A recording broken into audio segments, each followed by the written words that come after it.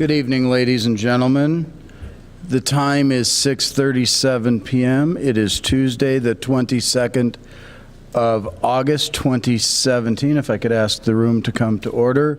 And I call to order this regular meeting of the Board of Directors of Westminster Public Schools. Ms. Gleaton, will you please call the roll? Mr. Chancho? Yes. Mr. Davidek? Here. Mr. Math? Aye. Mr. McCoy? Present. Mr. Valenti? Present. Let the record reflect that all members are present and we have a quorum. Before we have the pledge this evening, if I could ask everybody to please silence their cell phones, pagers, iPads, iPods, Androids, and other distracting electronic devices during the pendency of our meeting. This evening, who do we want to have say the pledge? How about Miss Holly Ortiz? Get her a pin. This costs. Can I kneel? Can I kneel? I pledge allegiance to the flag of the United States of America and to the republic for which it stands, one nation under God, indivisible, with liberty and justice for all. Except for Dutch. Thank you. We have a flag. You get your pledge pin. All righty. First item of business is approval of our agenda. Mr. President, I move the Board of Education approve the proposed agenda for the regular meeting dated August 22nd, 2017. Second. We have a motion and second to approve tonight's agenda. Comments, questions, or discussion? Hearing none, Ms. Gleaton, please poll the board. Mr. Chancho? Yes. Mr. Davidek? Aye. Mr. Math? Aye.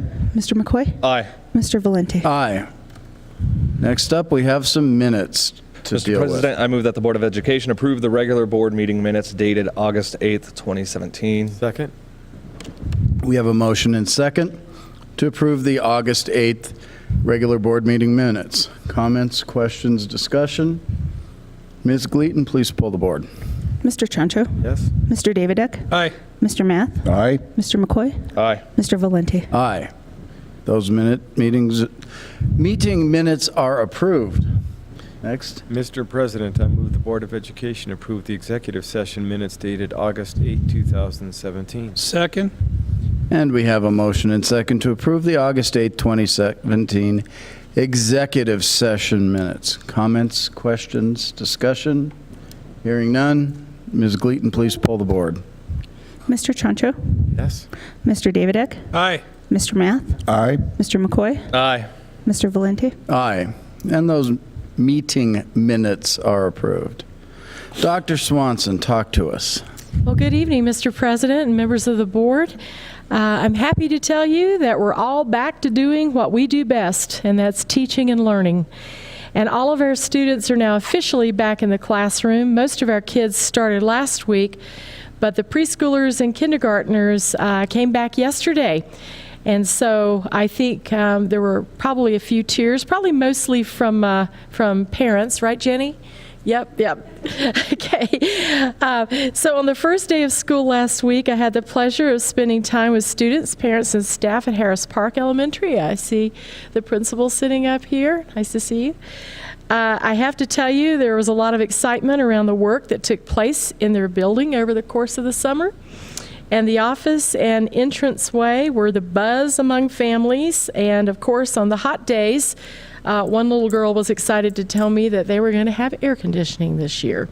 And so I know that will be greatly appreciated. So on behalf of everyone at Harris Park, and I'm sure Nancy will join me, thank you so much for that.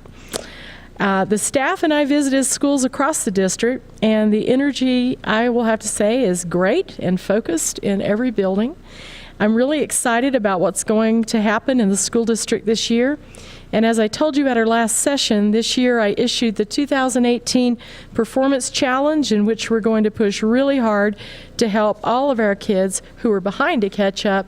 And we're also going to push really hard to accelerate the kids who need to go a little bit faster. Every building will have a performance gauge to track progress, so staff, students, parents, and visitors will know at a glance how each building is doing. And a little later tonight, Dr. Grenham and Ms. Jenny Gatto will join us to talk about our newly released PARCC scores from last spring and answer any questions you may have. Yesterday was certainly a special day across the district as we celebrated the Great American Eclipse. Appropriately enough, Scott Carpenter Middle School, and I see Mr. Evans and Dr. Adcock up there, named after an astronaut, went all out to view the eclipse and share the moment with students. Chalkbeat profiled the day at Scott Carpenter, and I love the quote they used from Principal Tom Evans. Tom said, "Scott Carpenter was an individual who obviously at some point in his life looked up at the sky and drew some inspiration. It's only fair that we give these kids the same opportunity because who knows, this may have sparked their interest as well." And in 2024, I believe I'm correct on this, Tom, if I'm not, you can correct me, when the next eclipse happens, these sixth graders will be seniors. And we hope the reflections these students wrote about yesterday will be saved for them and revisited when they are ready to graduate. I think that would be truly special if we can pull that off. Our cameras were also at Colorado STEM Academy. I see the staff here from Colorado STEM. I'm looking at Heather, but you're not from there anymore because I'm living in last year. There is the principal over there. But the principal, Brenda Martin, organized a barbecue and a watch party and invited families to attend and share the moment. And other schools also participated across the district. So I really want to take a second to thank everyone involved in putting logistics together and making sure that all of our students were safe and people used the appropriate glasses and protection when looking at the sun. I also want to take a minute to reflect on what moments like the eclipse mean for our community and our country. Headlines out of Charlottesville and Barcelona and the president's comments last night about Afghanistan remind us what trying and also what dangerous times we live in. On the other hand, the eclipse reminds us that whether we are 8 or 88, we are all citizens of the world. The kids at Scott Carpenter were looking at the same sun with the same sense of awe and wonder as my mother, who's almost 88, just outside of Charleston where she witnessed the full eclipse. In that spirit of unity and peace, I would like to remind everyone that back during my 2017 State of the District remarks in January, I urged everyone to make 2017 a year of kindness in Westminster Public Schools and our community. We're not just teaching students subjects here. We are role models for the children of Westminster, and they will learn what to do and what not to do from us. And so I encourage us to keep that at the forefront. Two other quick notes, or one other quick note, I guess. A reminder for the community, please make sure, if you haven't done so already, it's the perfect time, the beginning of the school year, make sure you download the WPS mobile app. It's a great resource for you to keep in touch with your school and teachers, and just about everything you need is at the touch of your finger. News, calendars, even lunch menus. And with that, that concludes my report. Thank you, Dr. Swanson. Board, any comments, questions, or discussion? That app is almost as exciting as Snapchat, but thanks.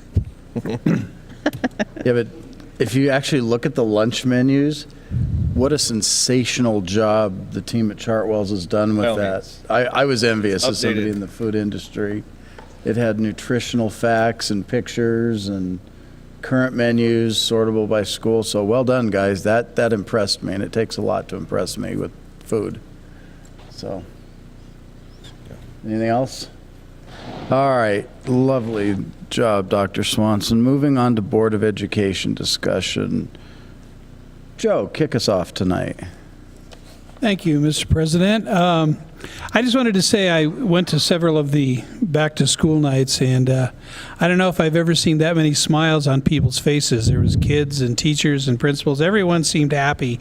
And in fact, the only sad kids were the ones that were sad that school hadn't already started, which is something I'm not used to seeing. But It's really great how everybody had their schools prepped and ready to go. The new construction is fabulous, and I look forward to a great year. Anybody else? I would echo that, but I'm going to reserve most of my comments for questions during the business items. But I did just want to acknowledge that we have our 4th annual Mets Car and Motorcycle Show at Rana Middle School this Saturday from 10 to 1 p.m. Had to use my phone for that one. I had it on my notes.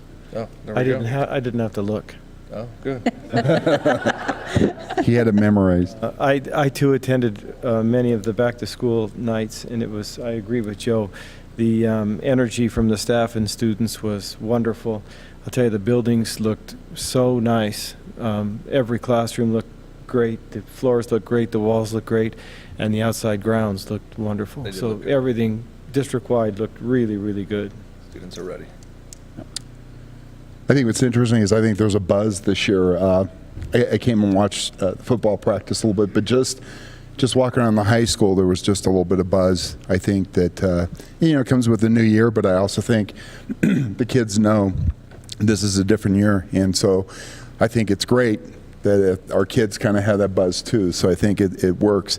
Unfortunately, I wasn't here for opening day. I was teaching a small communities workshop in Meeker, and so that evening I decided to go to a school thing one night, and they didn't know who the heck I was. So I told them, I said, down here I'm with the school district, but a little bit different school district, real small. I think they had less than 100 kids for the first day of school up there in Meeker. So kind of interesting to go see these small schools compared to come back here and walking around Westie and seeing the number of kids around here. I did get some comments back from Harris Park. Everybody was pretty impressed with Harris Park. I really want to tell Pamela, your crew, those guys did a great job. Good job on that. Parents are very happy with it. So, and Harris Park is an old school. I was around when I'm not the oldest one, but I was the one who was in school. It was there too. Joe is the oldest one, by the way. So. Ryan's the youngest one. So. They were bright halls. Yeah, they were. Orange doors that burned the retina more than I think the Eclipse did. So very bright, very gorgeous. Anything else? Okay, moving along. Audience comments. Ms. Gleaton, do we have any audience comments this evening? We don't have any. Okay, that was a fast portion of our agenda. Tonight, as Dr. Swanson had told those of you who were tuning in and paying attention to last week's meeting, we're going to be having a series of education reports throughout the year. And tonight's first education report is New Teacher Instruction and Professional Development Education, starring Mr. Mike Lynch. Welcome, Mr. Mike Lynch. Good evening, Mr. President, members of the board, and Dr. Swanson.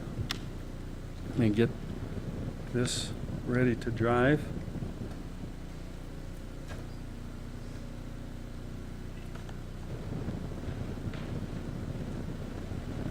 Is it the display setting you said, Jim?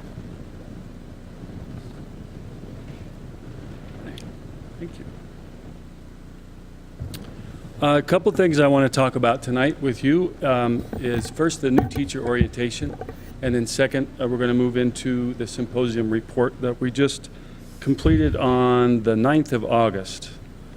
This is just a glance of the week with new teachers. We were in this room a lot that week, 112, almost an identical number from last year attended. And I want to draw your attention to the first day, because I think we started out with two really nice events. The first day, after getting right to work with them, we invited the principals in for lunch.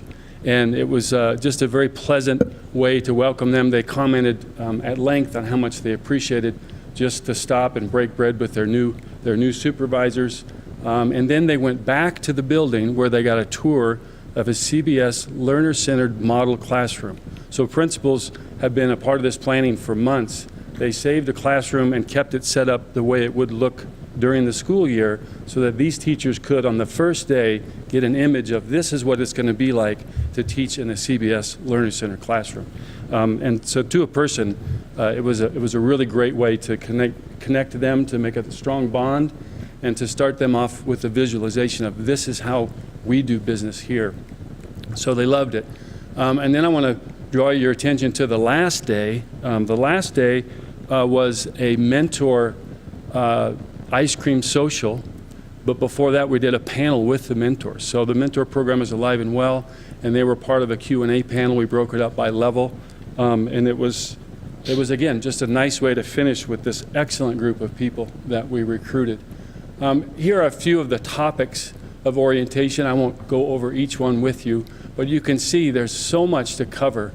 And we really tried to do a good job this year of chunking this information out, but not overloading them, because you reach a point of saturation where you can't take any more information in. We also tried really hard to model CBS tools and the same kinds of things that we want them to model in the classroom. And we were very explicit with those. We introduced them to Kagan structures before we had the Kagan training. We modeled growth mindset. We modeled student data notebooks and gave each new teacher their own student data notebook and showed them this is how we use this to try to stay organized, to set goals, and to evaluate your data along the way. So it was a heavy lift, had lots of help. Over 26 people spoke to them or were face-to-face with those new teachers during that week. So excellent evaluations, and I think the best effort that we've had so far, and next year will be just that much better. There's a picture, a great picture from communications. It's on the website. Look at those smiling faces. We talked about the energy of the first day of school. We got that same kind of energy from these teachers before they stepped foot into their classroom. It was just a great, great week. You should have taken a picture after day 5. Comparison picture. Yeah, it wouldn't have looked as nice. But it wasn't just about the symposium. We had a lot of other professional development going on. I just have a handout for you.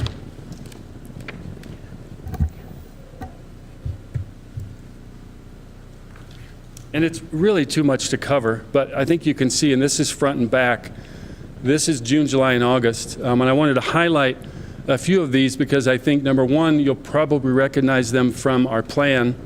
And two, I think that they were perhaps the largest attended.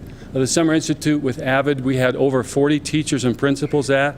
All of our middle schools now are AVID trained schools, and one elementary school, FM Day. And they got a lot out of that. Some of them are in the audience now. PBL with the Buck Institute, project-based learning is really important, especially grounded at the high school. We had 35 people take it in June and about the same amount again in August. We offered the new Art and Science of Teaching from Bob Marzano. About 60 teachers and leaders attended that in the summer, and that was excellent too. We sent some people to the CEI showcase. I don't remember the number on that. Jenny, how many folks went to that? 14? Can you tell the board what CEI stands for? Yeah, the Colorado Education Initiative, right there in front of CEI. I did that because I couldn't remember what CEI meant either. But apparently we've been going to that conference for a while, and people come back pretty jazzed with some new ideas. And then the CASE conference. I think probably a dozen or so of us attended CASE. A lot of these happened simultaneously, so it was quite the dance. Then the big thing. Here's another handout.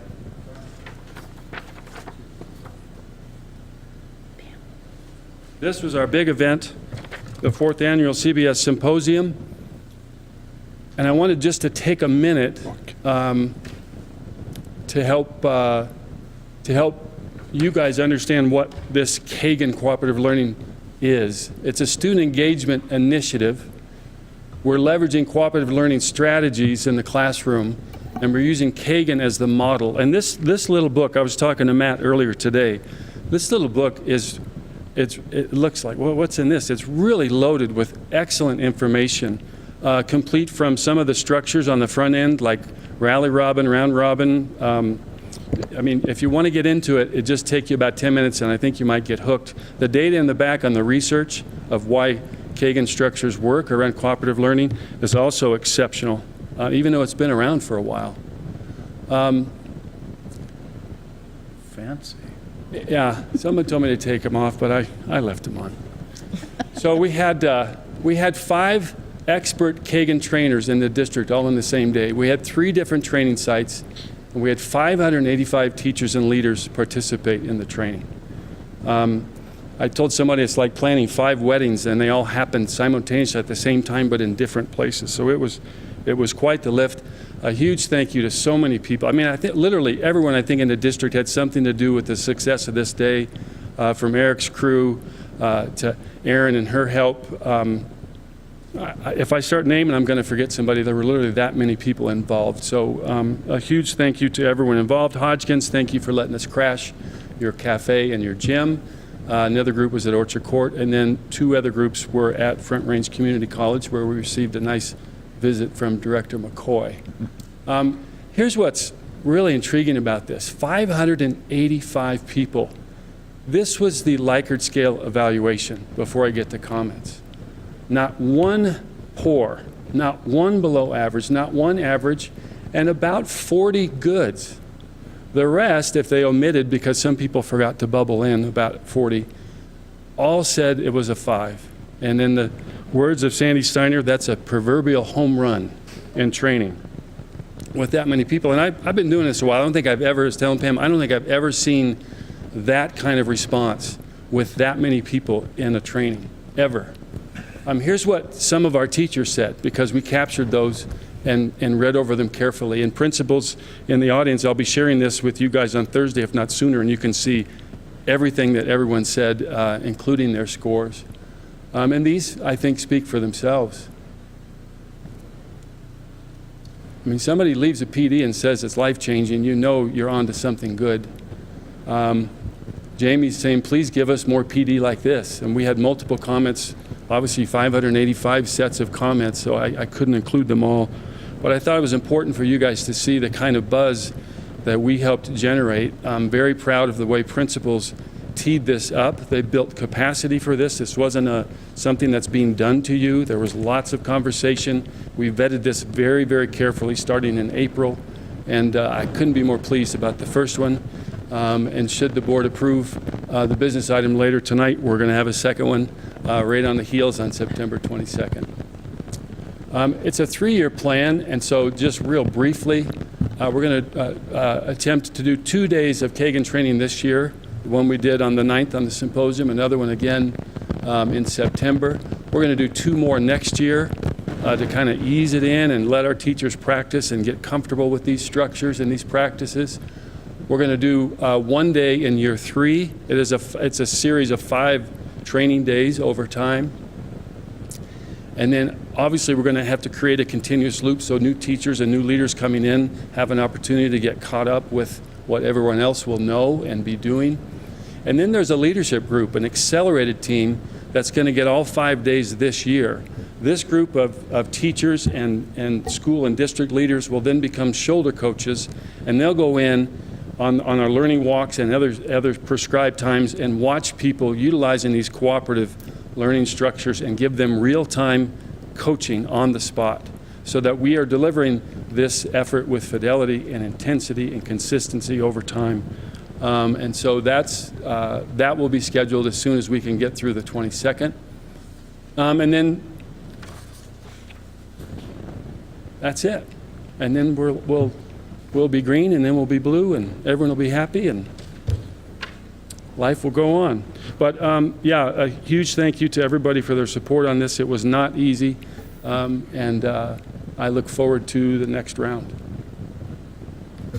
Thank you, Mr. Lynch. Board, do you have any questions? You did the training as well, didn't you? I did. Right. Talk about it from your experience as an educator and then an administrator, what you thought. You know, one of the profound things we learned from Dr. Vern Miner, and he taught it to us when we brought him out in April, but he hit it home again with the 2 high schools at Front Range Community College. To an untrained eye, you may think that all the kids in your classroom are engaged or all the kids in a group are engaged. But the reality is kids will find ways to hide.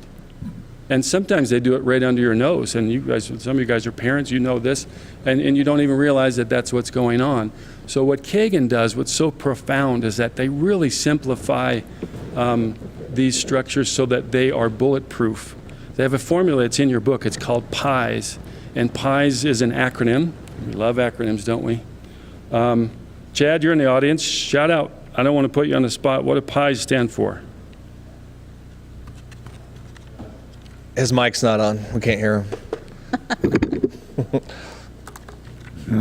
Hang on, I'll tell you.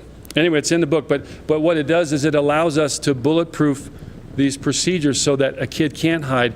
If Dino and I are in a group and Dino's a valedictorian and he's an overachiever, and I'm really not that engaged, Dino ends up getting most of the repetitions. And so the gap grows, and this is what they taught us. The gap continues to grow. So if I'm a grade level behind, he's moving at a faster rate than I am, and I'm the one that needs to close that gap. So this scientific method allows teachers to utilize these structures that are ironclad, bulletproof structures so that there's equity in the engagement for every kid in the class. But it has to be delivered the right way. Teachers are just practicing now. The goal from this for this year to start was to do 1 class builder and 2 team builders every week.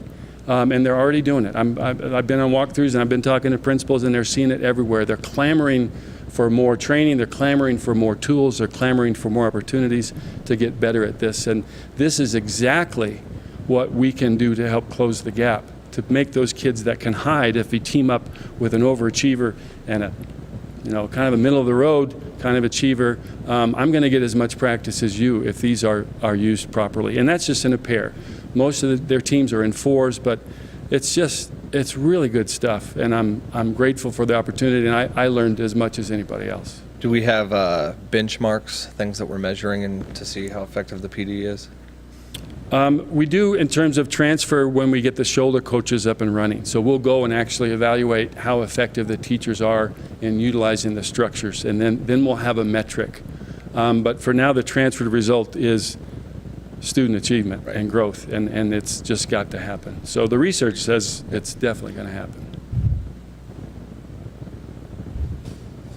I have other questions if no one else Keep does. going. In regards to the project-based learning, you said the training, I forget which date it was, August 1st through 3rd. How many teachers participated in that? We did it in June as well. Okay. So in June, it was just under 40. And in August, it was slightly less. I'm going to say like 26 or 28. Were they high school teachers, or was it across the board? It was across the board, all levels. Mostly, we reserved spots for the high school because this was a part of their next generation grant. Right. So we sort of held some slots for them, I believe, and I know Tiffany's behind me. Their goal was in 3 years, all those people would be trained. But we opened it up to everyone, and teachers from across the district participated in the training. You might not know the answer to this one, but are any of the educators looking at blending project-based learning or implementing it in with the community, meaning things that are going on in the community that they could take the subject matter and tie in to benefit? Let's talk San Marino down the road, and working with the senior citizens or something along those lines. Yeah, I do know we have an Eagle Scout that's looking for a project like that, but that's just one person. Right. I can't tell you of one that I know of that's blended, but that's a great idea, and what a great way to solve a problem. I think the way they introduce PBLs is exactly that, to find ways to give back by solving a problem. I think some of this bumps into the CTE world as well, Right. with Sandy and Lottie and company, and there are plenty of opportunities. Now that we have this foundation of people trained, I think we could do a lot more of that. And STEM is, Brenda's nodding her head Right. as well. Yeah. STEM project lead the way, yes. I just think community service is seen as something negative because usually you have to do it when you're in trouble, and I think it's a narrative that we need to change as a society. So that's why I asked that. So, yay, I'm done. Anybody else? Mr. Lynch, talk to us a little bit more about AVID 6 years ago, the board prior to me whacked it, and we brought it back. It took some digging to find the money. Talk about what Avid does and why it's important that we're now rolling it down. Yeah, if you talk to the teachers and the leaders at Scott Carpenter last year and their measured success that you guys certainly duly noted, it wasn't just one thing, it was multiple things. And what Avid does is it provides the structure for schools to create a college and career-going culture. And it raises the expectations for students to be college-ready or workforce-ready when they graduate. It gives them skills that sometimes they don't have. One of the foundations of Avid is to help close the poverty gap. When students come from families that don't have people that are college educated, they don't have the college acumen. They don't hear the same kinds of words or get the same supports that one would if your parents are college educated. So Avid tries to close that gap. In addition to that, they just have some amazing instructional strategies. They have their own set of acronyms that I won't throw at you tonight. They also provide some research-based things that we already embrace, but now we can as an entire secondary level. For example, Cornell Notes. Cornell Notes is a great strategy if used properly, but if we only use it on occasion in certain places, it's not going to work. Well, now the secondary Avid teachers have all agreed that all middle school kids, and then of course here, all high school kids at Westy will use Cornell Notes. So students are going to get not just these Kagan structures delivered throughout the levels of every building, they're going to get these Avid strategies at the secondary level and at FMDA embedded in their brains so they understand these habits of success. Their data notebooks are very similar to ours, only with their own twist. So it's good stuff if done properly. It was on life support when I got here, and I remember Dr. Swanson saying, can you keep this alive? It's worth keeping alive. The scholarships, all the connections to the Future Center. I mean, we're constantly sharing information with Sandy and her crew. It aligns nicely to the work that we're doing. Great. I'm glad to hear that it's growing so robustly. In terms of the other programs, we're doing a lot of investing in professional development.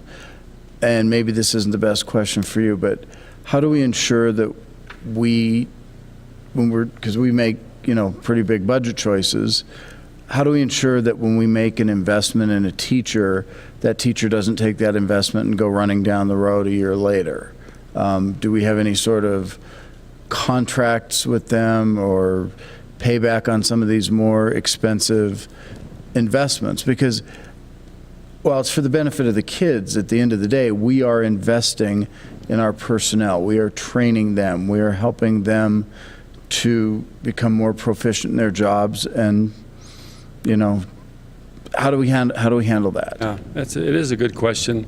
That ROI question on PD for public education is everywhere I've been, it's been a part of the conversation. We certainly have had it ourselves as well. Businesses have the same problem, as you know, and they invest in people, they train people. It costs more money to bring someone up to speed than it does to keep people who are already trained. So we don't penalize people, to my knowledge, right now for leaving after they've had a training. We talked about maybe flipping this and incentivizing people to stay, so that because if they've had all this training, they're going to be more value add to the organization than if they don't. But the fact is that many of us have been in other places before, and that training that we got in those other places we brought here. So it works both ways. Our new teachers, many of them had already had some of the trainings that you saw on our list up there and didn't really need it. Many of them have had thinking maps. Many of them have had Avid. Many of them have had CDL training and already licensed. So some of it is the nature of the business, but it would be nice if we could hang on to people with, instead of a stick, a carrot, and say, hey, if you stay once you have these 5 days and you can show this kind of measured growth, and that's just my opinion, but that I think works a lot better than trying to punish somebody financially for leaving after they've received some training.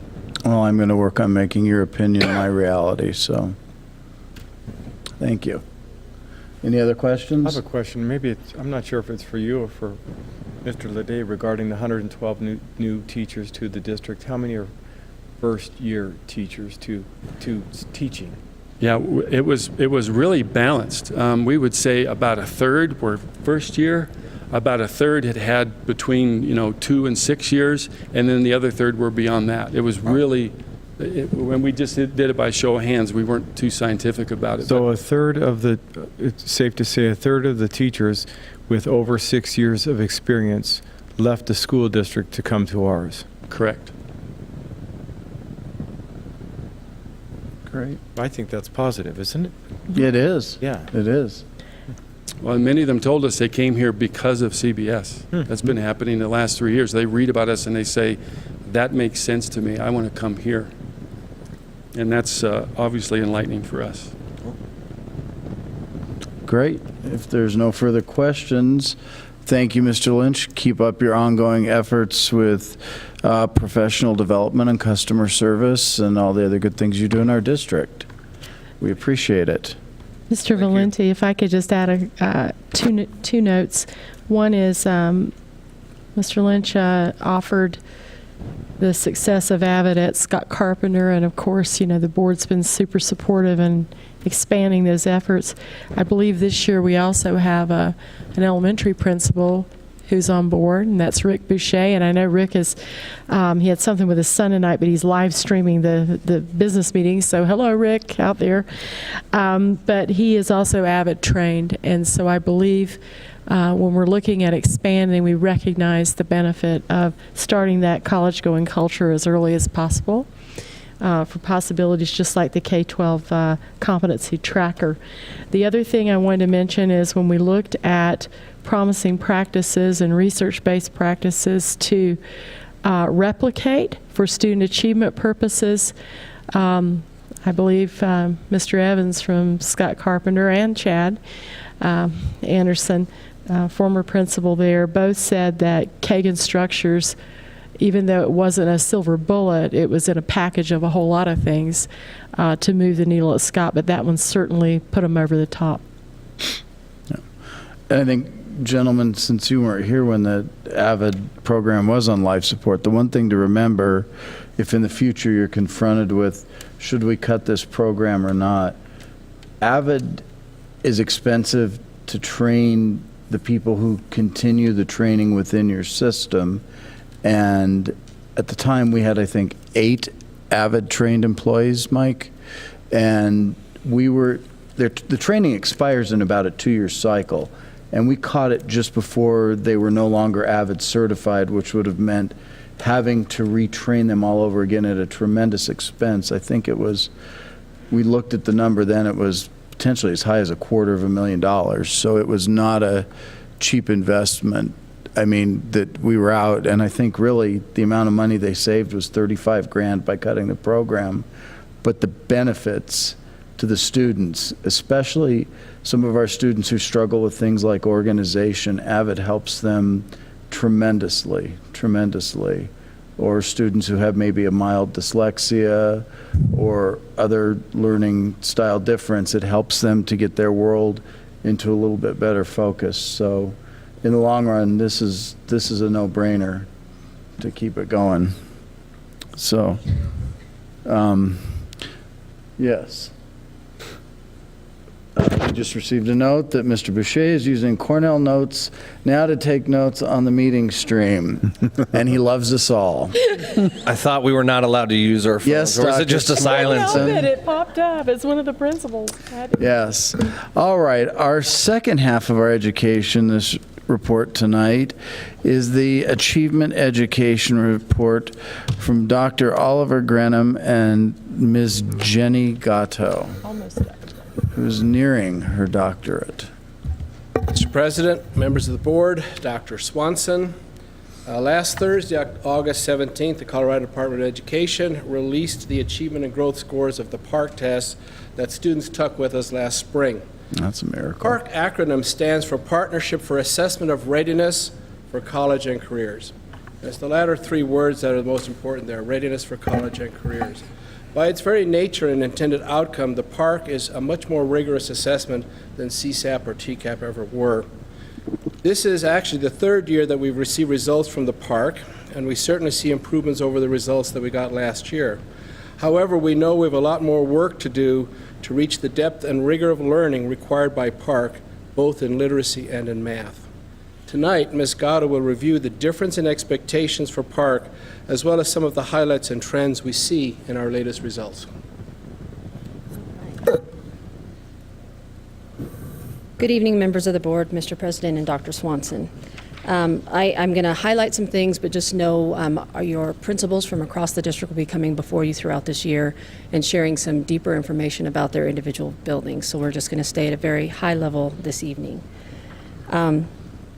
To begin with, when these results were released last week to the State Board of Education, some of the first information that came out was from Chalkbeat. So I just wanted to highlight a couple of the quotes there that Chalkbeat released around our improvements as a district. So if you look up there, we had 10 of our assessments out of the 14 that are administered within our district. There are a few other ones that we don't test here in Westminster at the high school level. There's integrated math, and then the traditional Algebra 1, Algebra 2, and geometry track. So those three are not tested here. So there are a few more, if you look at the state assessments, that we don't see here. So of the 14 tested, we improved in 10, we were flat in 1, and declined in 3. If we look at that same information at the state level, they actually improved in 8, were flat in 3, and declined in 3.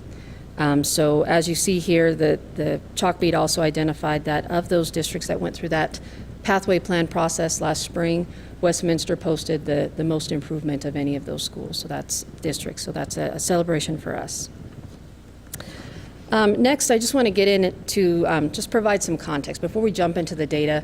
What's different about these assessments so that we know what we're looking at here. So up here on the screen, we see some various test items that were part of our original tests back when we had CSAP and TCAP versus what we have here in PARCC. And as our teachers have realized, the PARCC assessment proved to be a significant shift from those old CSAP and TCAP assessments.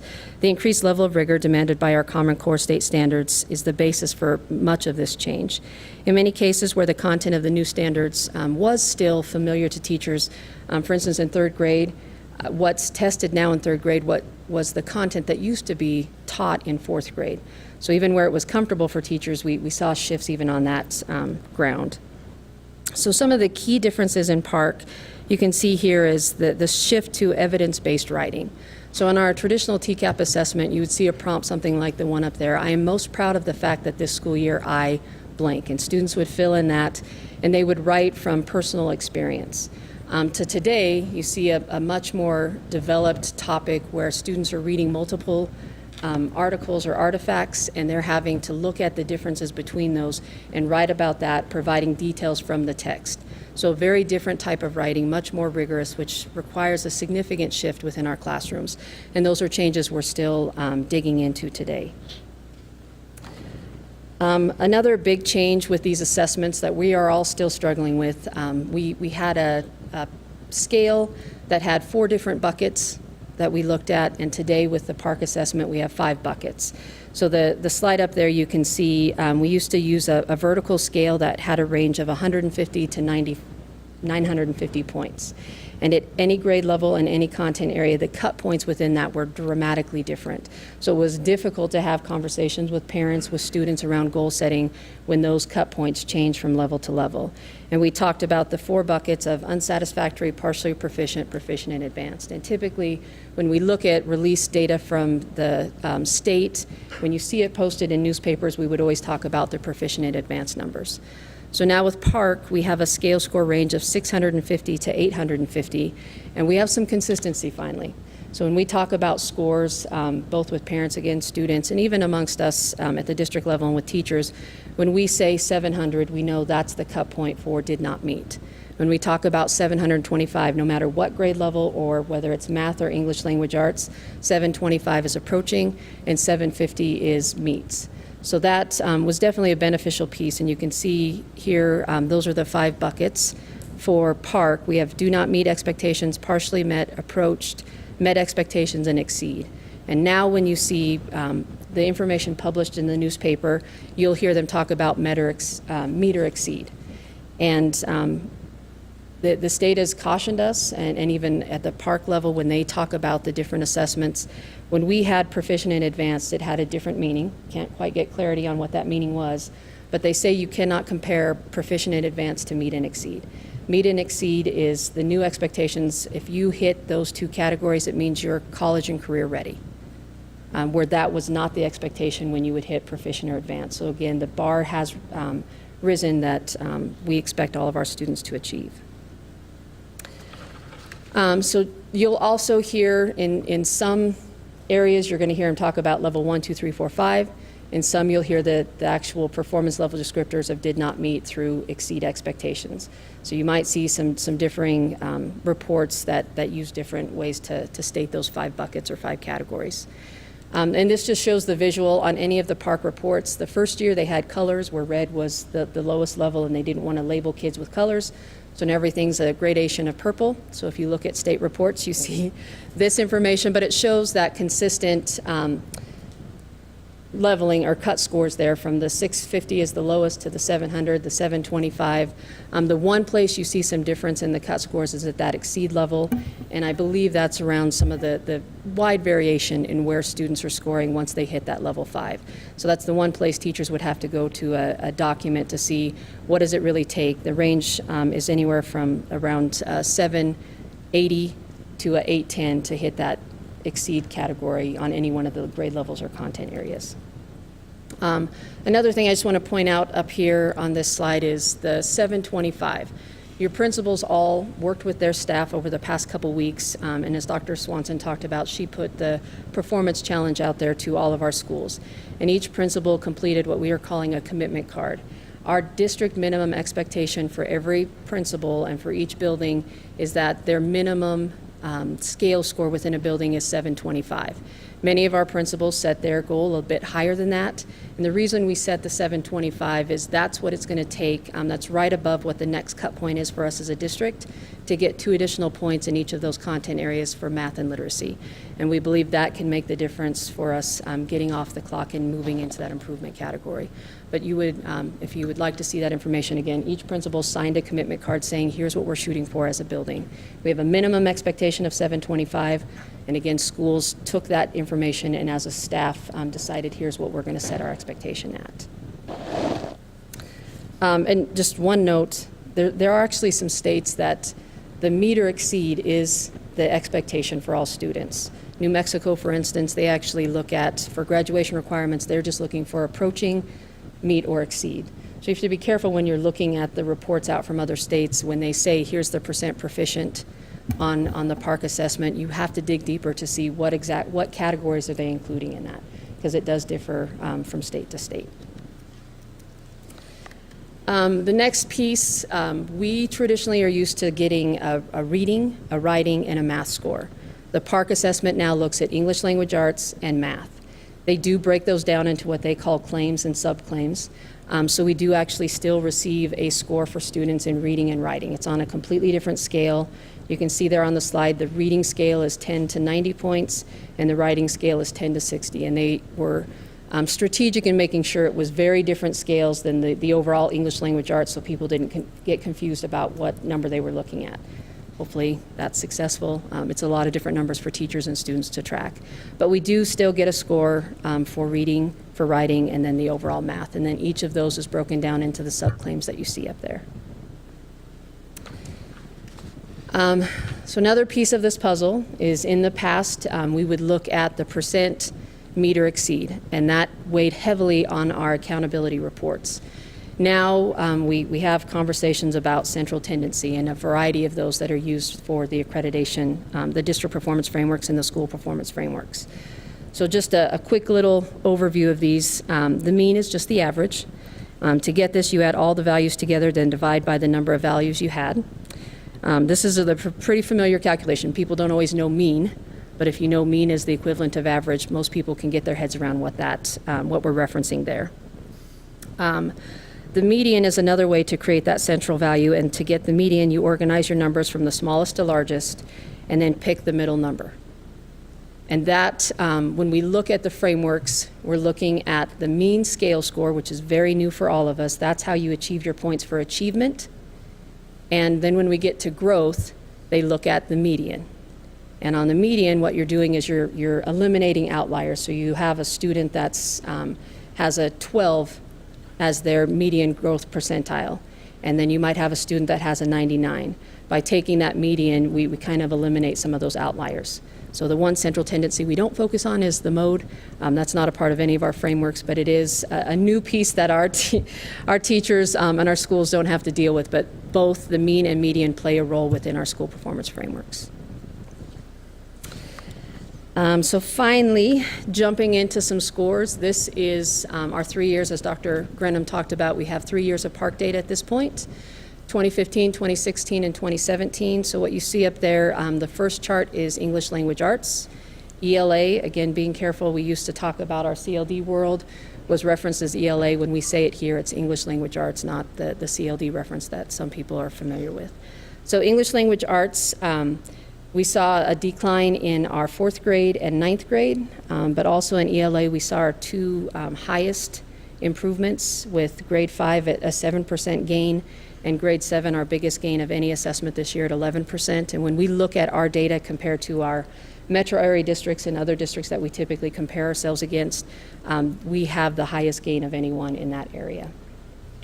If we look at the bottom line for the district overall, and we look at the change, we went from 18% meter exceed in 2015 to 19% in 2016, up to 21%.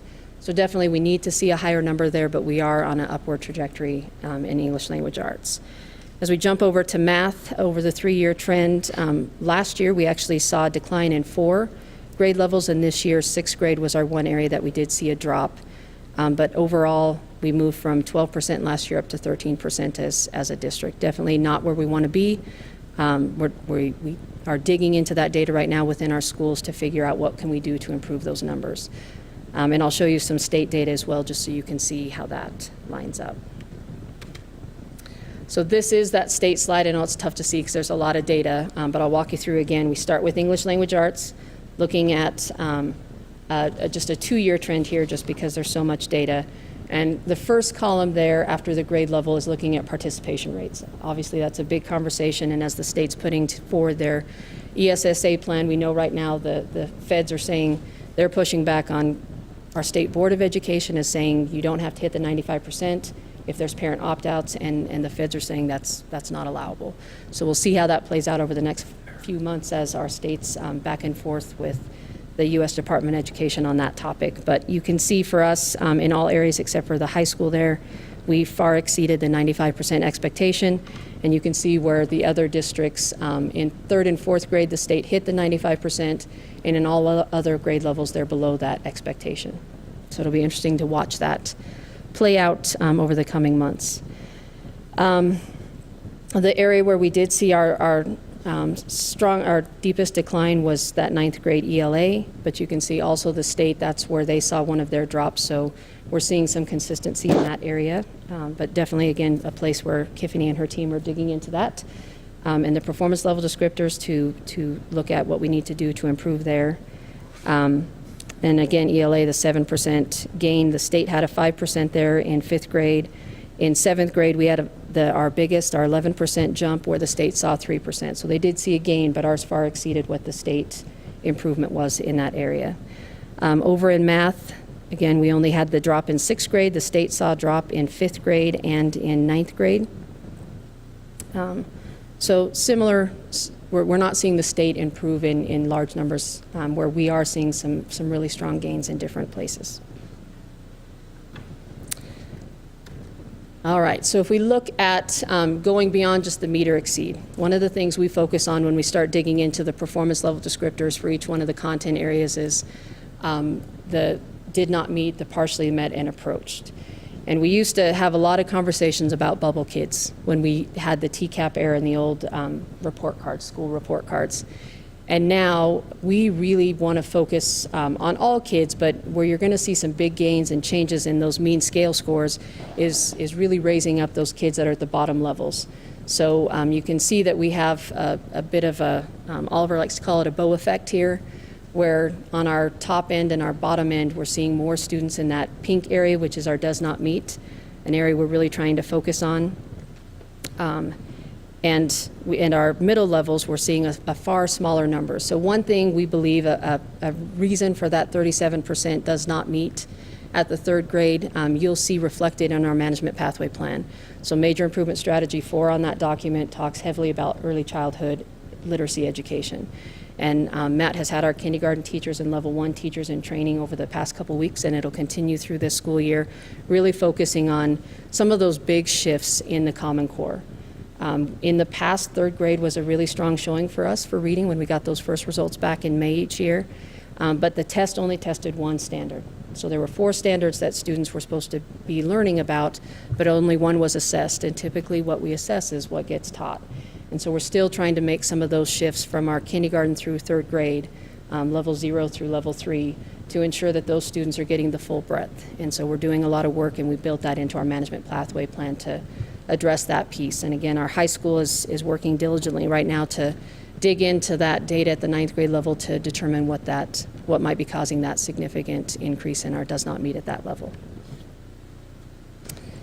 From that ELA score, again, we do still see reading and writing broken out. So this data is showing the first table is reading scores, and that you basically just get you met or you did not meet. And so we don't get the different breakdowns there. And this is a shift for us, and it has been for the past couple of years. If we think back to our days of reading and writing assessments in the district, we typically did better on reading than we did on writing. But on this PARCC assessment, you can see, just if you just focus on the green bars up there, we're seeing a larger percent of kids in the MET category for writing than we are seeing in reading. So we're starting to see some shifts in that area.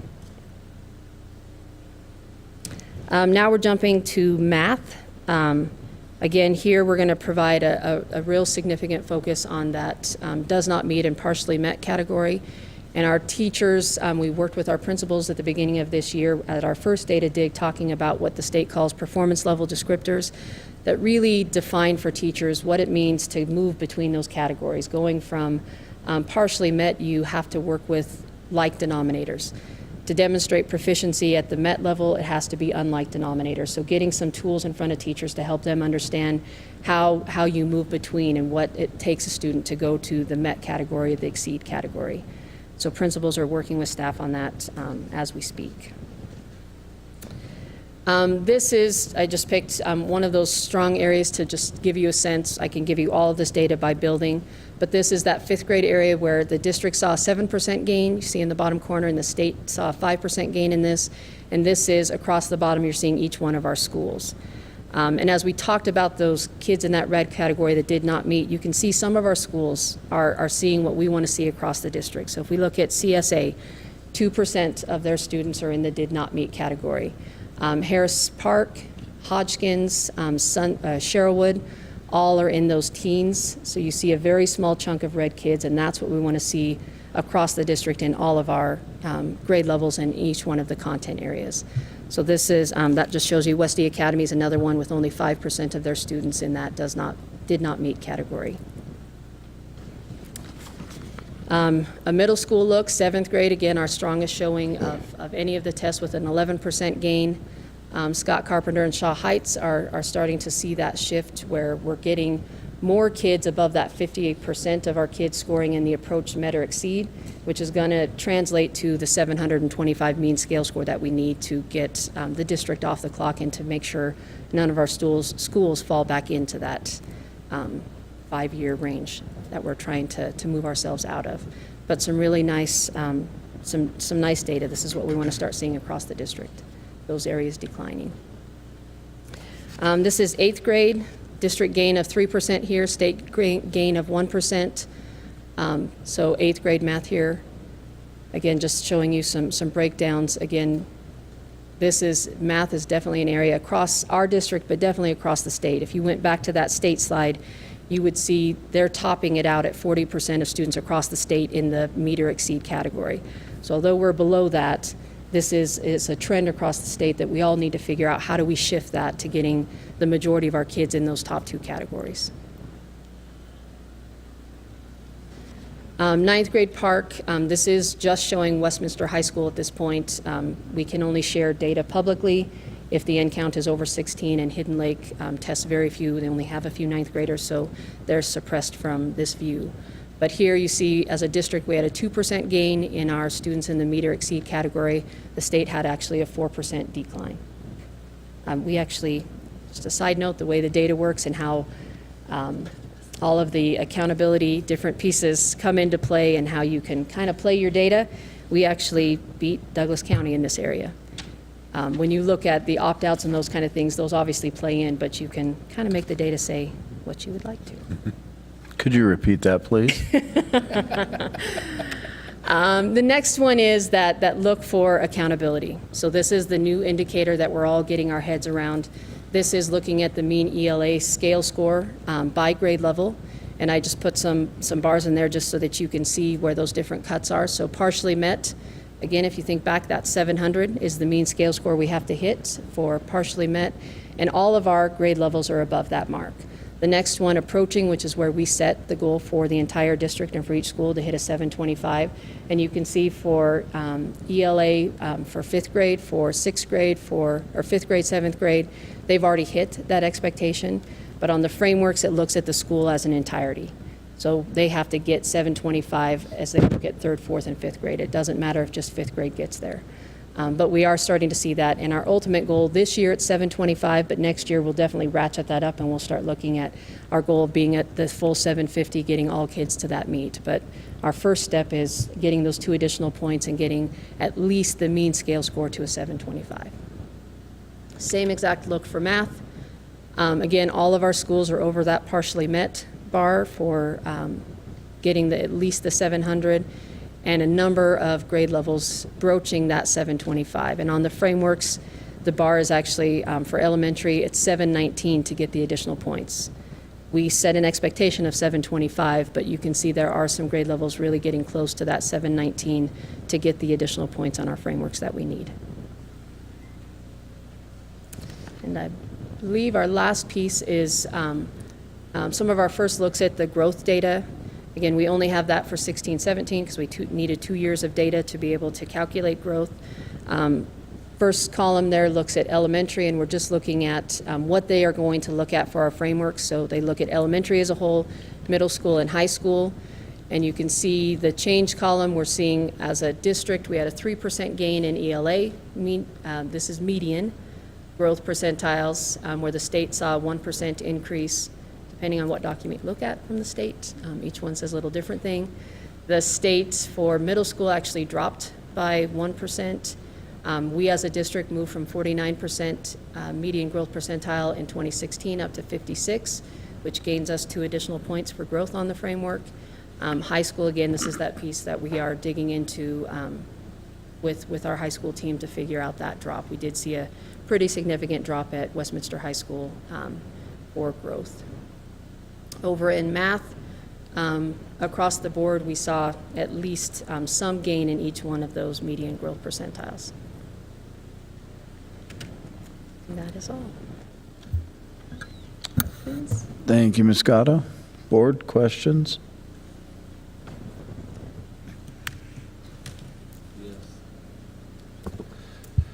Did we take a look at our English language learners and how they performed in regards to this? We did. That was one of the things that was in the newspaper around our English language learners, and we did see, I believe, if I'm remembering correctly, elementary, it was flat in ELA, so I believe we're 48% for our English language learners, 48% for our non-English language learners, and we do have a 1 or 2% difference, and we definitely would like to see our English language learners, they need to be growing more than our non-English because typically most of those students are a little behind. So that is something that we are digging into because we did see that flip in our data. And didn't we grow the previous year in that? At With- middle school level, we did grow, and our EL students are actually at the 50th percentile in terms of English language Right. arts, and the non-EL are about 56th percentile. Where we saw the biggest drop, again, goes back to the language arts in the high school. So Right. when you look at the elementary, middle, and high as an aggregate, overall, it appears that we dropped. There was one of the slides that you showed in regards to the reading and writing assessment and how you were surprised that, not surprised, but that we went up in the writing assessment and down in, or not down in reading, but it only gave 2, either you did it or you didn't do it. Is there a way that we have access to, and I say we, I mean you, have access to the data to dive a little deeper to, take a look, because Right, so if I went back, actually. that's not a yes or no, and when you couple look at all the slides. other, So this tells you to be met, you have to get a 50 to 90 on that 10 to 90 scale. So we know how far they are into it, how many of those kids that are not met, how close they are. But for each one of those categories, if we go back here, within reading, we do get a score. And again, it's 3 categories on that one. You get whether they're near, which is the approaching, the does not meet, and partially met. And then the top category is your met and exceeds. So we get 3 indicators for each one of these. Up Right. here, the literary text, informational text, vocabulary. Writing expression is where we saw a huge jump.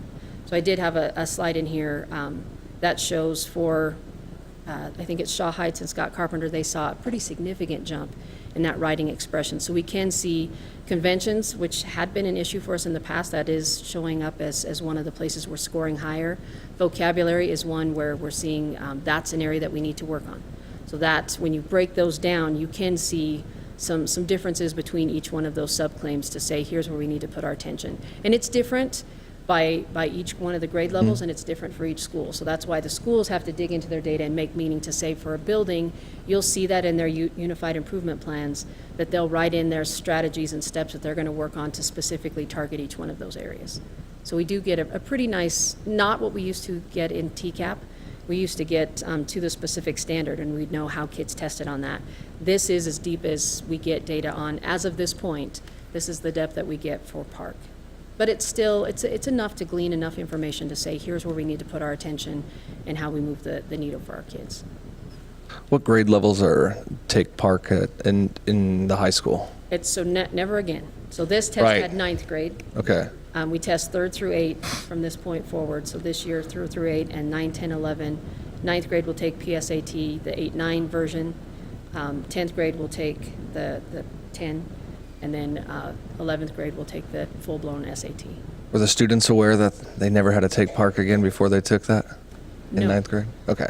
Because it was decided, I believe, in June. Yes, it was decided with the You're legislative looking session. for outside factors. No, there's always external factors, Yeah. and because you can't. I know the idea that there are going to be some students who just go on there and click too. So I'm always wondering, do they look at the average of each student taking it? Do they take that into consideration since we do everything online? And Yeah. I think a lot of people are hoping that going to the PSAT, students will see more value. And we didn't have a big Right. issue. We were at 90% participation, but the hope is that there's more value in that test. It's prepping you for that college readiness piece. So I think a lot of schools are hoping that will increase participation. So we'll see. But the PSAT test, right, it's more college ready, but what about that student who absolutely knows college is not in their future and they're career oriented? How's that, what do they do? Do they care? It's some of the coaching. That's what a lot of our academic enrichment classes work with kids, because we don't want, a kid today might not say that's in my future, but we also want to make sure the doors are open to them to whatever Right. they want that day after graduation. That's our job to. Yeah, to educate them on, keep those doors open. I think even in the careers area, because that's also a lifelong learning experience, even in the construction world right now, robotics is playing in terms of measurements and architectural drawings and all those pieces. So even if you're going to go into construction, you need these skills, whether you go to college or not. And on that drop, that 8% drop at Westy, what? And you said we're looking into that. What does that mean? So digging into this level of data where we get into the subclaims to see, was it one of those specific areas that we saw a drop? And it could be apathy with kids, that they just didn't engage in the test because there was no meaning in it for them. So that's work that the high school team, I know they're spending tomorrow afternoon digging into their first pre-assessment data. So they'll spend a good chunk of tomorrow afternoon just digging into that to determine what might be some of the factors that contributed to that. When you're digging into the data, are you able to kind of cohort the students? So if you notice these students were with this instructor, these students were, meaning if there was 20 students who didn't do well and they all came from Mr. McCoy's English class, then... So that you all approve a business item each year around outline achievement, and that tool now allows us to look at last year's students as well as the kids in your class today, and you can filter your data to see was it, and we have, and there are definitely teachers that they saw very strong growth overall, and other teachers that we know, how do we work with mentors, how do we pair them up to improve those skills and really target that. So we can dig in by teacher level and see how those students did. So you take, for instance, the ninth grade folks who took that test. You can dig deep enough to know if they're a first-year student at Westy or they've been in our district forever, and you can see where those numbers sit. You can see where a person sits who's been with us since third grade, for instance, to one who this is their first year with us. I would say probably at the teacher level, the work they're doing tomorrow, they know anecdotally, some of them, this kid is new to our district, they're new to the country, and they will have some of those conversations. When they're digging into it, it's not always at that level that they say, all right, this is the reason. The building, the principal level, and our level, we look at those things, and when we dig into the performance frameworks, it actually eliminates those kids. So if they're new to the district after October 1st, they're pulled out of the district performance framework and the school performance frameworks.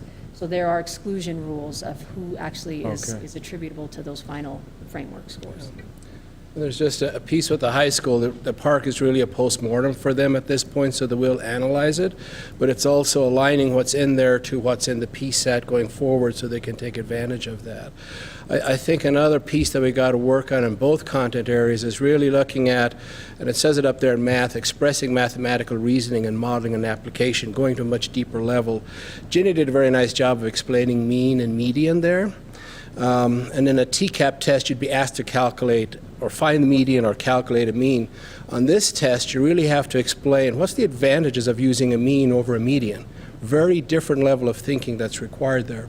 And the good news about being year 3, there's more materials out there in terms of what some of these items look like. There's a paucity of these in the past. So we're going to be looking much more closely at those, not just what the data say, but then what is the depth that we need to go to. And with the proficiency scales that were developed last year and implemented last year, that was a good first step.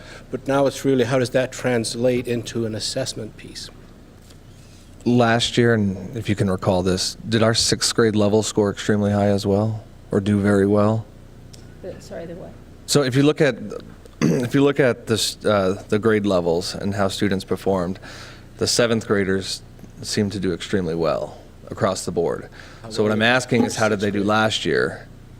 And you might not have that answer, but that'd be something that would be interesting. I'd like to dig deeper on. In other words, is it just a really smart group? Class, yeah. We've seen last year our middle schools outperformed all other levels. So we are seeing a totally different trend. That's new for us in this district, where elementaries typically outperform the other levels.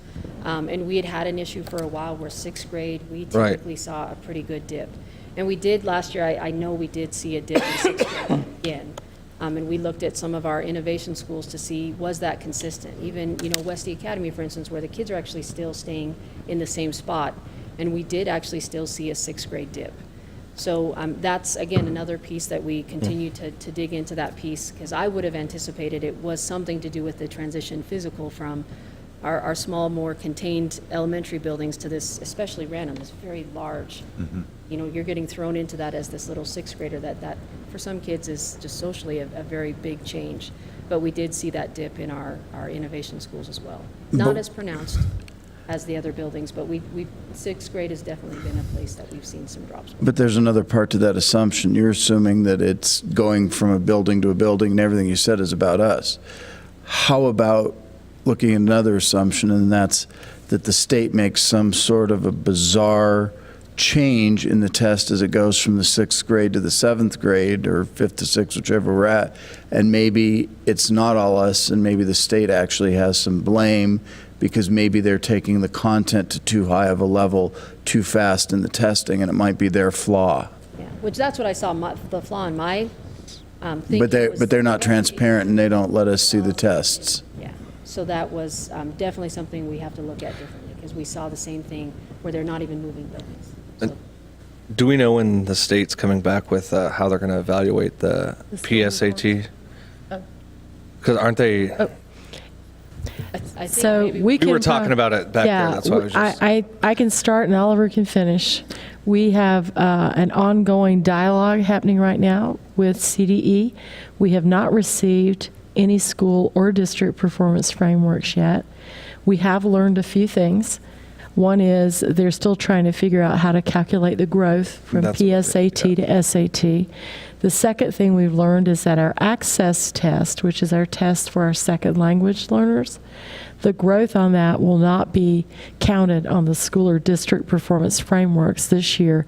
And that was usually a good growth score for us, since we have 40% of our students, I believe, is still the number that we know of, Chad, around there, who are second language learners. So that's a concern for us. So Oliver has been great about going back and forth with the state, but we don't have an answer yet. Maybe they'll get back to us when they finish reading Alice Walker's The Color Purple and trying to make all their stuff fit into 7th grade geometry with means, or algebra with means, medians, and modes. That's my thought.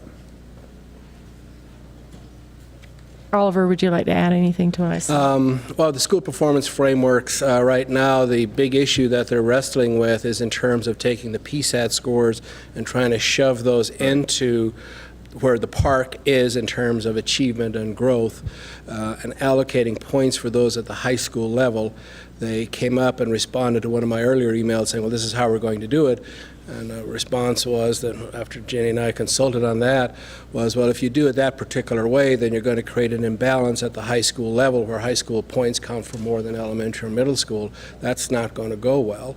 So they've sent out another model to us that looks a little bit better, but it also has its flaws in terms of where they're going to stuff different points and the different frameworks for the different levels, whether it's elementary, middle, or high. So we don't have a final answer for that one yet. Dr. Grenham, you were quite diplomatic. We know that the Always. state is trying to make sure that they make the haves continue to be haves and the have-nots be have-nots. All you have to do is look at all this data, and I don't know how you keep looking at it, the two of you and everybody else. It's very clear. People who say, oh, well, you're a failing district because your graduation rate is this or that. If you look at a single data point, you shortchange everything. You can't look at a single data point. You have to look at the big picture, and you have to look at all of it. But it's much sexier and much easier to look at one point, and it makes it easier to marginalize your neighbors. So you're very I diplomatic. think it's safe to say when you look at the state scores overall hovering around the 40%, there are some issues that need to be addressed in the state of Colorado. Yes. There are a lot that need to be addressed at CDE. What else, gentlemen? Anything else, Dr. Swanson? Just one thing. I see Tiffany up there, and I know James is up there too. And James, your framework will come in after everybody else's anyway because of the alternative criteria.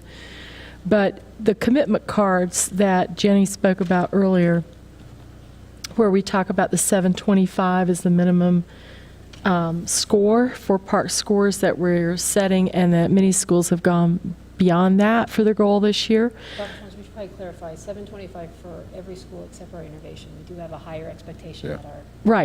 Right. Because if they've already met it, that would be a moot point. And I see them all sitting there, so they know what I'm talking about. But the school that the delay in the state is really not being fair to, or the schools, is really our high school, Westminster High School and Hidden Lake High School, because we can't help them set those points yet until we know what they're going to do and how they're going to count the growth and the achievement and how they're going to weight it with SAT and PSAT. One thing we are going to do this year is test more kids in PSAT to get them acclimated. So by the time they get to the PSAT that matters, they've had some experience. So what are the Vegas odds on the over-under of the state actually giving us the data we need before the students graduate? Well, we're hearing the 30th, but Oliver's not holding his breath, and Jenny is not either. The 30th or the 12th of never. Maybe. Yeah. So, all right. Well, thank you both for a fantastic report. We're moving in the right direction. Next up, we have 8 business items. And the first 3 belong to Mr. Kirk Leday, who I believe now has a new title. Chief of Staff. Chief of Staff. Yes, sir.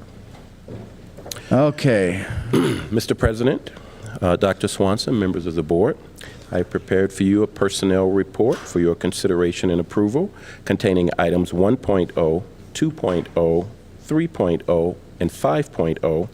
But I would like to call attention to a couple of retirements that we currently have. Ms. Grace Gallegos of Culinary Services is retiring with 35 years of service. And Ms. Deborah Tamarez from Custodial Services retiring with 25 years of service. Thank you. Board. Mr. President, I move that the Board of Education approve personnel matters as presented on 1.0, 2.0, 3.0, and 5.0. Second. It's been moved and seconded to approve the personnel matters. Any comments, questions, or discussion? Hearing none, Ms. Gleaton, please poll the board. Mr. Troncho. Yes. Mr. Davidek. Aye. Mr. Math. Aye. Mr. McCoy. Aye. Mr. Valente. Aye. That's all done. Okay, thank you.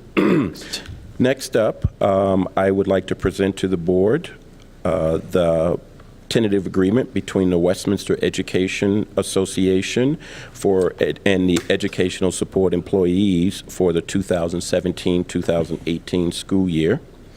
The Westminster Education Association has 2 recognized bargaining units, licensed staff, and educational support professionals. Negotiations began in February of 2017, and tentative agreements were reached May 27, 2017.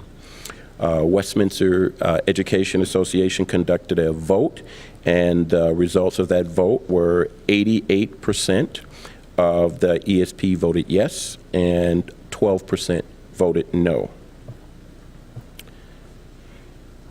The administration recommends that the Board of Education approve and ratify the revisions to the Educational Support Professionals Agreement between Westminster Public Schools and the Westminster Education Association effective July 1, 2017. Thank you.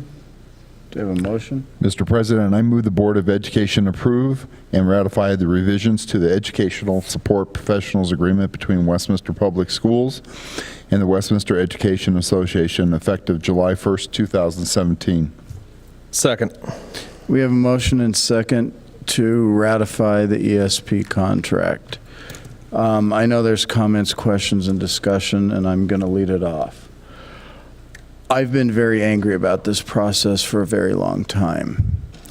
I did not want these 2 items to come to our agenda tonight.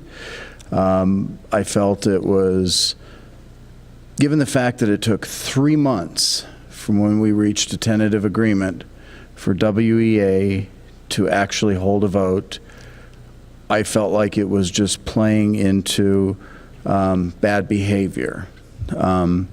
I could be no more disillusioned with WEA and how they've conducted themselves within the past year than any board member has maybe ever been with a bargaining unit in the history of this school district. They have a lot of work to do, a lot of work. There was no reason for all of this delay. And my gut feeling tells me that I should be voting no on both of these contracts. But I agree with their terms. And there's a lot of really good people in our system who have had to wait for months because WA couldn't figure out how to vote before we closed last year's budget and began this year's budget. There is absolutely no transparency from WA as to what those percentages mean. How many actual people voted? We don't know. They won't tell us. We asked the question. They won't tell us. I've never seen an election at any level in our democratic American society where you don't know how many people actually voted, except for WEA elections. And that's really unfortunate. My guesstimate is that they're maybe representing 30 to 40% of our employees in the district, and everybody else is tethered to them because of exclusivity language in the contracts, which, quite frankly, I'm going to do what I can to work to make that go away in the future. I do not think that everybody should have to be tethered to a bargaining unit that can't get their act together. I am not against collective bargaining. I am not against unions, but WA has got to figure out how to come to this table and be successful in the future. 3 times last spring when we were dealing with the state, they took votes among their board members as to whether or not they were going to support the school district at the state hearings. And while we don't need to relive the past, twice the board voted no. And then the 3rd time they came back and said, we will support the school board, but not the administration. And that's just completely flawed thinking. We were all out there fighting to ensure that the state didn't take us over, that the state didn't say, we don't care if there's a bargaining unit or not, this school's now going to be a charter school run by whatever private institute, and you're all out on your rear ends. We sat down, we met with them. I just can't figure it out. But at the end of the day, I've only regretted 1 vote since I've been on this board, and that was the initial contract with the Westminster Historical Society for use of a building for a history center because of the manner and the process in which it was presented and how it was used, and we cleaned that up. I am going to vote yes on both of these because there's too many good people that deserve their raise and deserve to go forward. I've thought an awful lot about this. My board knows that I've sent some angry emails, so does our staff, lots of phone calls, but there was just no reason this past year that this had to take so long, and there should be no reason in the future that this should ever have to take so long again. That's all I have to say. Anything else, anybody? Nope. You spoke your piece. Well, talking about numbers, there's one thing I want to add to what Dino has said, and it is very true. I found out that the institution that I attended that was then called Denver Paralegal Institute boasted a 96% placement rate for their graduates, and I found out what that really meant. That was 96% of the people who responded to their inquiry. It had nothing to do with the actual graduation rate. So I'm interested in the numbers as well. 88% of what? And what, you know, there may be my fear is that there may be a small number of people who are making decisions for a very large group of people, and I think it's something we need to at least take a look at and make sure that we know exactly what that means when we see a number like 88%. Is it 88% of 200 people? Is it 88% of 30 people? I have no way of knowing, and we have no way of knowing at this point. That's my comment. Anybody else?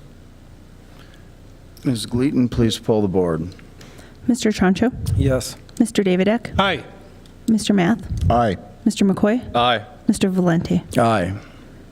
The ESP contract is retroactively ratified Thank you. with a pretty good cost budgetarily because we have to go back and pay retroactive pay due to some federal laws. That is correct. The second agreement for your consideration tonight is a tentative agreement between the Board of Education and the Westminster Education Association for licensed employees for the 2017-2018 school year. If you take a look at the votes came in at 88% of yes and 12% of no. Remarkable. The administration recommends that the Board of Education approve and ratify the revisions to the Licensed Employees Agreement between the Westminster Public Schools and the Westminster Education Association effective July 1, 2017. Mr. President, I move that the Board of Education approve and ratify the revisions to the Licensed Employees Agreement between Westminster Public Schools and the Westminster Education Association effective July 1st, 2017. Second. We have a motion and second to approve the contract ratification for the licensed employees. Comments, questions, discussion? Just a quick comment. I wanted to thank, Dino, Max, right? Dr. Swanson, Kirk, Holly, you were on the team, right? The negotiation team. I know we had an awful lot going on last spring, so thank you for taking this on and adding it to your plate and getting it done. Rosie and your team at WA as well, thank you. It was a difficult spring, and I know going through the process at times was, with everything else we had going on, was tough, so thank you all very much. All right. I just incorporate by reference my comments from business item 8.2. Ms. Gleaton, please poll the board. Mr. Troncho. Yes. Mr. Davidek. Aye. Mr. Math. Aye. Mr. McQuay. Aye. Mr. Valenti. Aye. And the licensed contract is also retroactively approved.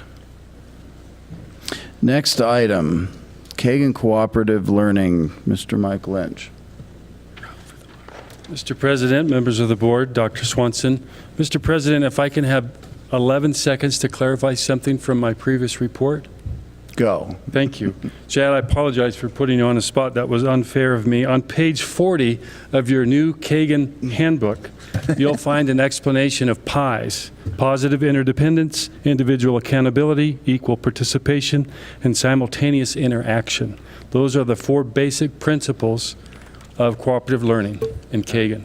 So I wanted to clarify that because I didn't know it either.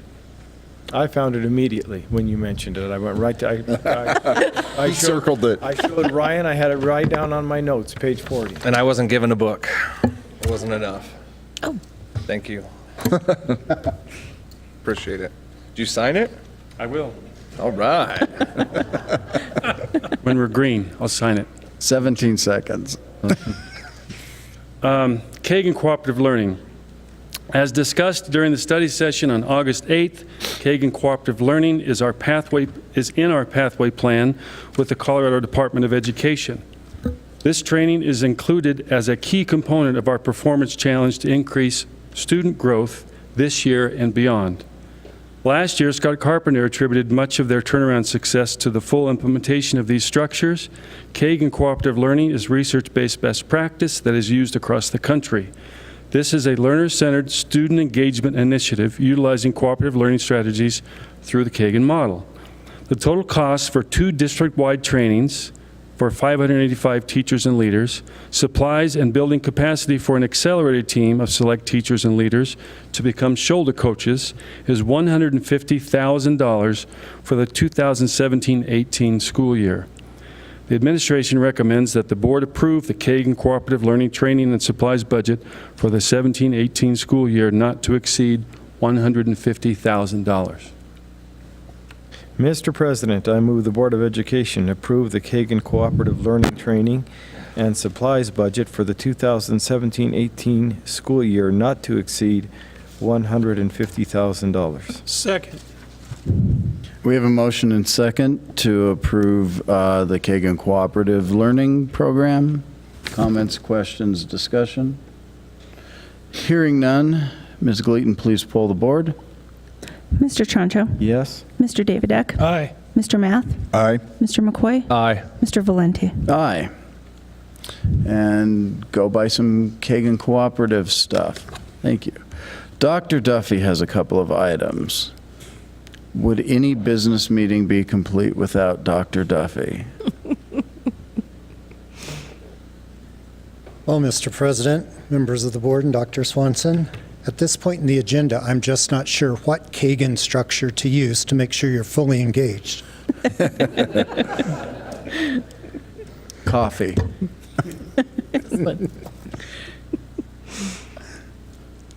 Okay, so we'll start with the first one, truancy. The General Assembly of the State of Colorado has declared it is the obligation of every parent to ensure that every child under such parent's care and supervision receives adequate education and training. Therefore, every parent of a child who has attained the age of 6 years on or before August 1 of each year and is under the age of 17 years shall ensure the child attends the public school in which such child is enrolled.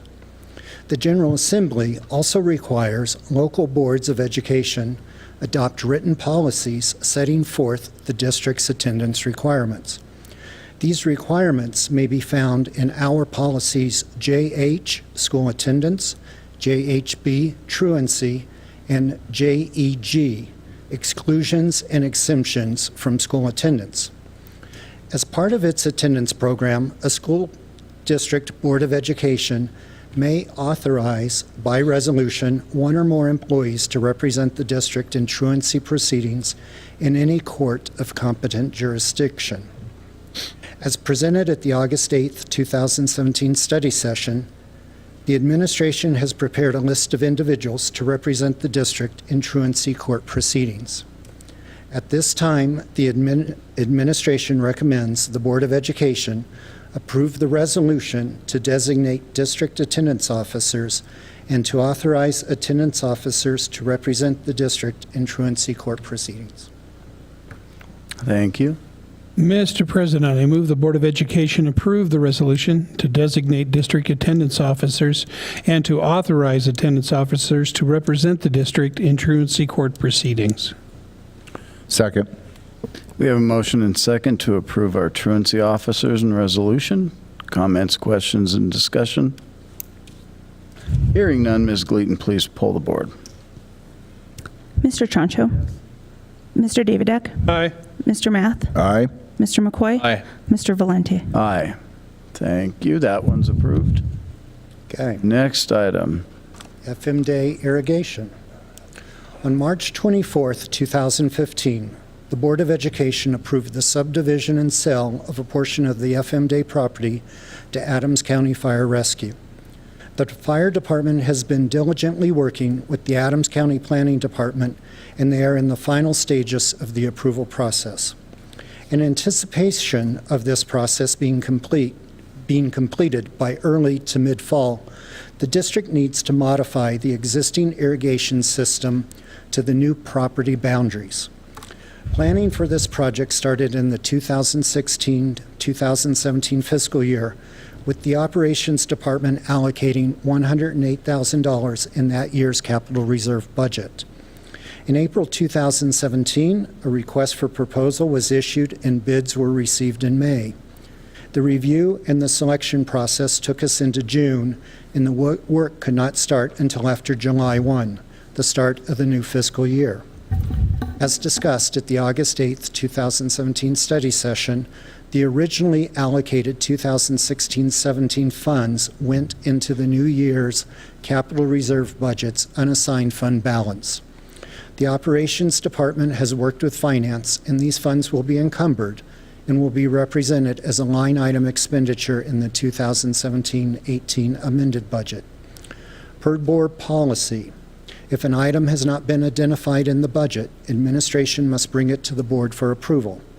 At this time, administration recommends the Board of Education award a contract for the FM Day irrigation redesign and installation work to Performance Construction for an amount not to exceed $90,000. As previously mentioned, these funds were allocated in the 2016-17 capital reserve budget and will be included in the 2017-18 amended budget. Thank you. Mr. President, I move the Board of Education award the contract for the FM Day irrigation redesign and installation work to Performance Construction for an amount not to exceed $90,000. Second. It's been moved and seconded to approve the irrigation project for FM Day. Comments, questions, or discussion? I just got one comment. We're just making it clear that we received one bid, but we competitively bidded it. Correct. And that one bid was compared in pricing and found to be Correct. okay. And this land sale has been now dragged by the county for 3 years? It's 2015, so 2.5 years. This was the easy one. Glad to see Adams County's doing a bang-up job in their planning department. So, anything else? Ms. Gleaton, please poll the board.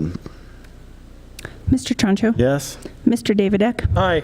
Mr. Math? Aye. Mr. McCoy? Aye. Mr. Valenti? Aye. Go dig some ditches, Mr. Dr. Duffy. Okay. The help desk agreement. Competitive bidding is an essential part of every school district's budgeting process. A choice of purchasing options allows the school district to locate the most cost-effective supplier. The district can also make cost-quality comparisons and contract with those firms which best suits its needs. As a district, we typically bid out services on a 5-year cycle.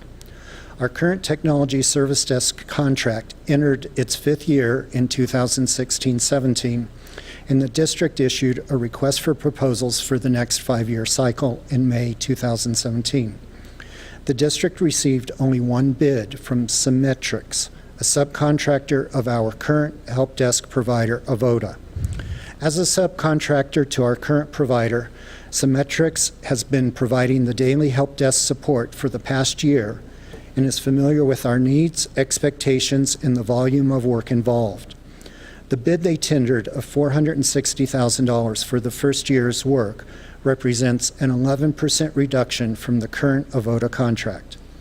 Funds for this contract may be found in the Technology General Fund Purchase Service account.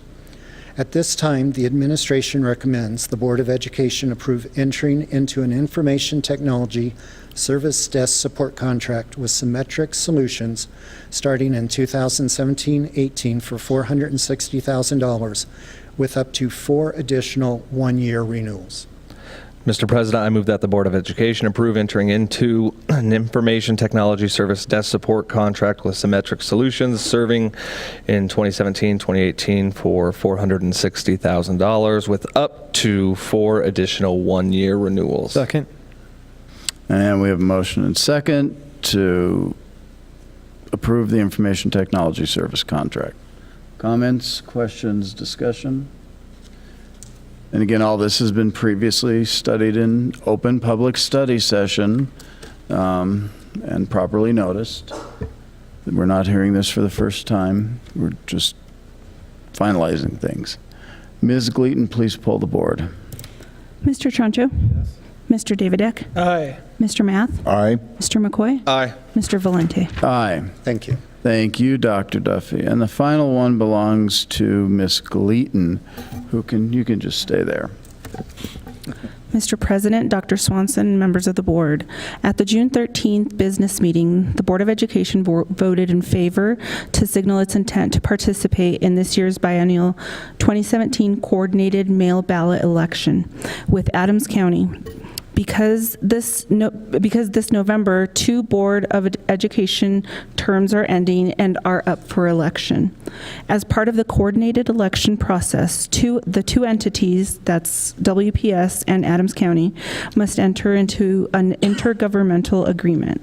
Tonight, as the designated election official, I present to you the intergovernmental agreement with Adams County and Adams County submitted to the district for this year's election.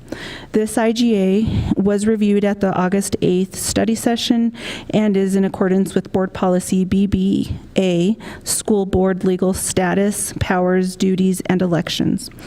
It is recommended that the Board of Education approve the intergovernmental agreement between Westminster Public Schools and Adams County for the purpose of conducting a coordinated mail ballot election to be held on Tuesday, November 7th, 2017. Thank you. Mr. President, I move the Board of Education approve the intergovernmental agreement between Westminster Public Schools and Adams County for the purpose of conducting a coordinated mail ballot election to be held on Tuesday, November 7, 2017. Second. It's been moved and seconded to approve the election intergovernmental agreement. Comments, questions, discussion? We don't know that cost yet, right, Veronica? Correct. The cost is determined after the election happens and depending on how many entities participate. We also, at this time, we don't know how many are running. If we have 2 certified people running, then we step out from the IGA. Correct. If we only have 2 people running, we do have the option, and that is included in the IGA, we do have the option to cancel the election. Okay. Anything further? Ms. Gleaton, please poll the board. Mr. Chancho? Yes. Mr. Davidak? Aye. Mr. Math? Aye. Mr. McCoy? Aye. Mr. Valente? Aye. Well done, election official. Thank you. The next regular meeting of the Board of Directors of Westminster Public Schools, an advance ed accredited organization, will be on Tuesday, September the 12th, 2017 at 6:30 p.m.